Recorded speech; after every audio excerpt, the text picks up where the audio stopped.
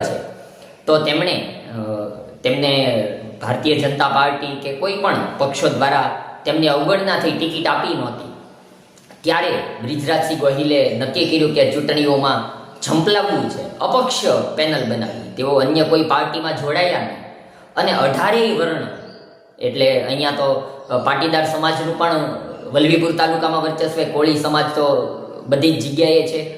એ બધા જ સમાજો, દલિત સમાજ હોય કે કોઈ પણ અન્ય જ્ઞાતિ હોય, બધાય વર્ણોએ ભેગા થઈને આ પેનલને, બ્રિજરાજસિંહને એ સફળતા અપાવી છે। અને માત્ર ભાવનગર જિલ્લાની જે 40 બેઠકો હતી તેમાંથી 36 બેઠકો ભારતીય જનતા પાર્ટીએ મેળવી છે, 2 કોંગ્રેસને મળી છે, પણ 2 અપક્ષ પાર્ટીને મળી છે। એ બંને પાટણા અને ચમાડી બેઠક। પાટણા બેઠક પર બ્રિજરાજસિંહ ગોહિલ અપક્ષ ઉમેદવાર તરીકે વિજેતા થયા છે, તો ચમાડી બેઠક ઉપર તેમના ધર્મપત્ની પ્રિયંકાબા એ અપક્ષ ઉમેદવારી કરીને ચૂંટણી જીત્યા છે। એટલે ભાવનગર જિલ્લા પંચાયતમાં બંને